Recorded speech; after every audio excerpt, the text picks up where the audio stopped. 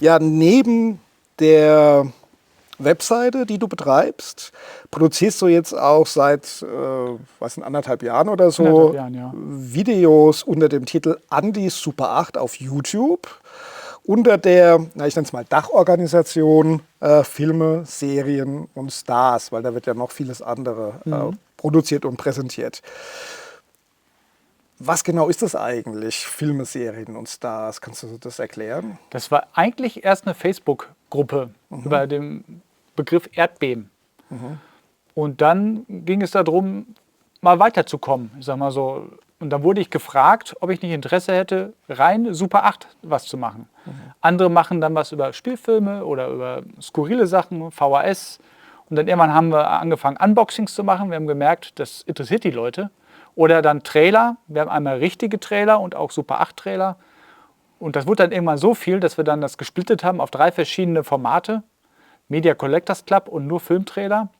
Allerdings haben sich dann ganz viele beschwert, bei nur Filmtrailern wäre es doch schön, wenn wir die Super 8 Trailer wieder zurückführen würden zu Andi Super 8. Das werden wir auch wieder machen. Weil viele Leute fanden das doof, verschiedene Sachen zu abonnieren.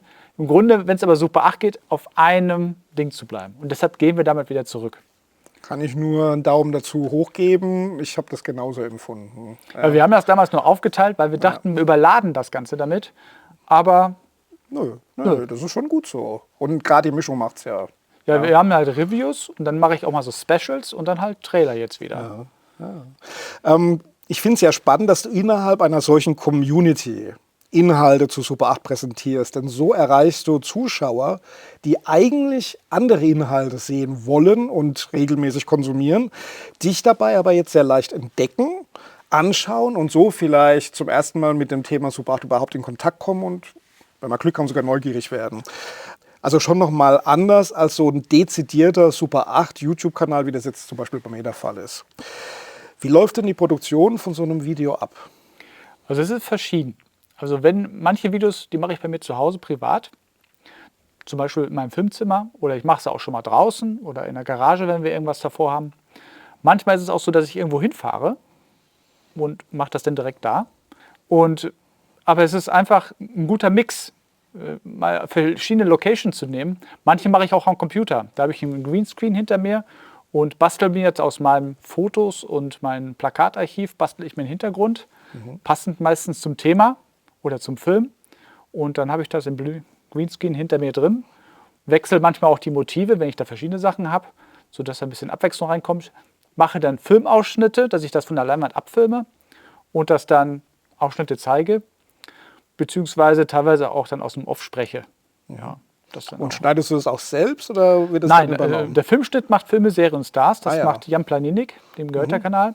Den schicke ich alles und der schneidet das. Das ist auch gut so, weil ich hätte gar keine Zeit dafür, das alles zu machen. Ja. Und der macht das wirklich richtig gut. Ja, der macht das gut, ja. Wie sind denn so die Rückmeldungen? Also speziell jetzt für Super 8 dann in dieser Community, die ja schon ein bisschen spezieller ist auch. Ne? Also ich habe, bei manchen Videos haben wir Aufrufe nur von ein paar hundert Leuten. Ja. Aber manchmal gibt es auch Videos, da haben wir 6.000 oder 7.000 Aufrufe. Also es kommt immer wirklich darauf an, was für ein Film. Und trifft es gerade den Nerv des Zuschauers, beziehungsweise manchmal liegt es auch an YouTube, wie der Algorithmus ist, dass dieses Video irgendwo aufploppt. Ja, aber du generierst damit letzten Endes schon relativ hohe Zuschauerzahlen für das Format und das finde ich phänomenal, weil darum geht's. Ja, also es kommen unheimlich viele auch sonst, die wir sonst vorher nie hatten. Wir haben innerhalb von 1,5 Jahren haben wir 16.700 Abonnenten bekommen. Nur auf diesem einen Format. Ja, das ist schon nicht schlecht. Das ist gut. Neben all dem trägst du, so wie wir in Mannheim auch, das Super 8-Format direkt unter Leute mit richtigen analogen Filmvorführungen. Ja. Seit wann machst du das denn? Das mache ich im Grunde schon, seitdem ich 18, 19 bin. Ich habe das früher in Schulen gemacht, in Altenheimen oder Behindertenheimen. Und dann irgendwann hat sich das rumgesprochen. Dann war ich auf Kindergeburtstagen, weil auf der Arbeit haben die das natürlich, die wussten, dass ich sowas sammle. Und wurde ich gefragt, hör mal, mein Kind wird 9, hast du nicht Lust, Pippi Langstrumpf-Filme zu zeigen? Habe ich gesagt, klar, kann ich machen. Und dann bin ich da hingefahren, habe ich dann Essen bekommen, Trinken bekommen. Manchmal haben sie mir auch einen kleinen Goodie gegeben. Ja, und das war schön, hat Spaß gemacht. Und da dachte ich mir, sowas kann man doch weiter ausbauen. Und so hat sich das im Laufe der Jahre entwickelt, sodass ich, weiß ich schon, in Hamburg, in Berlin, im Bad Spencer Museum war ich schon. Oder öfter in Kassel. Und ja, wir kommen rum. Sehr gut, sehr gut. Bekommst du da auch von den Zuschauern was zurückgespiegelt? Teilweise, ja. Also ich habe schon sehr, sehr viele intensive Gespräche nachgeführt, wo die dann gefragt haben, wie bist du denn da rangekommen? Und solche Sachen. Ich zeige ja manchmal auch so Specials, die man gar nicht so gucken könnte, weil diese Filme sind in stumm erschienen. Ich mache dann Tonspur drauf, bastel mir am Computer einen Ton dafür und zeige dann wie so eine Art Monster-Special. Alles im Grunde Stummfilme, aber jetzt mit deutschen oder englischen Ton. Und dann sind die natürlich begeistert, weil ich habe Sachen gezeigt, die in dieser Fassung nie auf Super 8 so erschienen sind. Gibt es eigentlich an der Stelle noch andere Aktivitäten, die ich jetzt noch nicht aufgezählt habe? Tja, ich glaube, du hast alles erwischt. Nicht ganz. Vielleicht noch das eine oder andere, aber Also mir fallen jetzt noch deine Präsentation des Formats in Dokumentarfilm ein. Ne? ja, bei demnächst der VHS habe ich zum Beispiel mitgemacht. Oder vor ein paar Wochen war einer da, der zum 60. Geburtstag von Super 8 dreht einen Dokumentarfilm, der hat mich interviewt. Also Interviews habe ich schon mal ein paar gegeben, auch für Zeitungen schon. Da waren dann Zeitungen bei mir und die haben dann ein Interview gemacht. Ich habe die Artikel noch zu Hause. Also wenn man das jetzt auch alles an sich vorbeiziehen lässt, ja, und in Anbetracht der Tatsache, dass du dabei noch Vollzeit berufstätig bist und eine Familie hast. Ich habe noch 2 Kinder, ich habe ein Haus. Ja, genau. Wie viel Zeit verbringst du dann eigentlich total pro Woche mit Super 8 in all seinen Facetten? Also manchmal, es gibt Tage, da bin ich da 4, 5 Stunden dran. Aber es gibt auch Tage nur eine halbe Stunde. Und ich kann von meiner Freundin aussprechen, dass sie das tierisch auf den Sack geht, dass ich ständig nur über Filme rede. Oder mich auch ständig nur um Super 8 kümmere oder 16 mm. Das geht den tierisch auf den Keks. Das kann ich mal so offen sagen.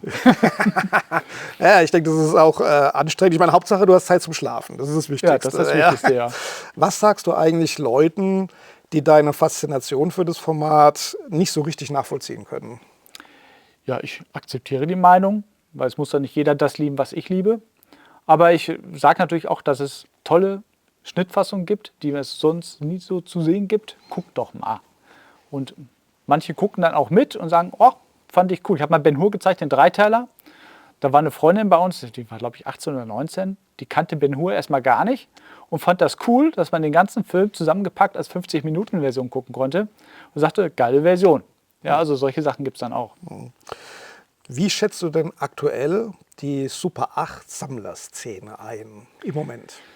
Also es gibt viele Sammler, die im Alter so zwischen 50 und 70 sind. Jüngere, also unter 50, gibt es nur wenige und sagen wir unter 30, 20 gibt es nur noch ein paar. Also ich kenne zum Beispiel einen, der ist 17, der ist total fasziniert davon, Super 8, 16, 35, das sind aber eher Ausnahmen. Es gibt bestimmt noch viele, die selber filmen, auch in dem Alter zwischen 20 und 50, aber Spielfilme sammeln, richtig. Ich glaube, da gibt es nicht so viele. Und das ist eigentlich schade. Man müsste, allein schon bei dem, was ich alles mache, ja, und ich versuche, das den Leuten immer näher zu bringen, immer Leute. Ne? Vielleicht sind da auch ein paar bei gewesen, die wieder angefangen haben. Ich weiß es nicht. Ja, da blasen wir ja quasi in die gleiche Trompete. Ne? Das versuche ich ja auch, ja, in gewisser Weise. Ja, auf Facebook, das ist jetzt ein kleiner Sidekick, auf Facebook postest du immer wieder Bilder von 16 mm Kopien, die du hast. Wirst du jetzt deinem Lieblingsformat untreu? Nein, das natürlich nicht. Aber es gibt halt sehr viele Titel auf 16 mm, gibt es auf Super 8 nicht. Und oft ist 16 mm viel, viel günstiger als Super 8. Wenn man für Super 8 500 € für einen kompletten Film ausgeben muss, gibt es dann auf 16 für 150 oder 200. Dann schwanke ich schon mal. Und es gibt natürlich, meistens kaufe ich nur Filme, die es auf Super 8 nicht gibt. Hier zum Beispiel Hatari oder Auf der Suche nach dem goldenen Kind, Eddie Murphy. Gibt es ja alles auf Super 8 gar nicht. Jetzt ist natürlich so eine 16 mm Kopie, die verlangt viel mehr Stauraum als eine 8 mm Kopie. Hast du noch Platz?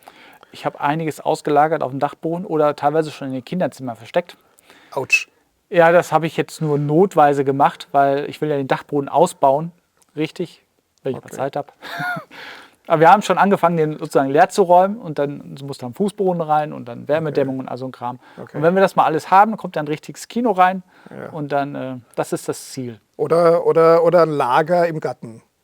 Nee. Also das nicht. Gut, wir sind jetzt fast am Ende vom Interview. Leider. Meine klassische letzte Frage. Was bedeutet Super 8 für dich? Ja, ich liebe es. Einfach auf den Punkt gebracht, ich liebe es. Einen Film einzufädeln, in der Hand zu nehmen, den Projektor reinzustecken, hinten aufzuwickeln, einzuschalten und dann, er kann ruhig Rotstich haben, er kann Laufstreifen haben, stört mich alles nicht. Ton muss gut sein, Bildschärfe muss einigermaßen gut sein und dann hinzusetzen, einfach Spaß haben. Vielleicht dieses Filmkorn noch dabei und dass das noch so rattert im Hintergrund, das ist für mich echter Film. Das ist, diesen digitalen Mist mag ich nicht so besonders. Ich gucke zwar auch, ich gucke auch Netflix, ich gucke auch Beamer, aber ganz selten. Meistens gucke ich Super 8 oder 16 mm. Sehr gut, sehr gut. Ja, lieber Andreas, vielen Dank für dieses schöne Interview.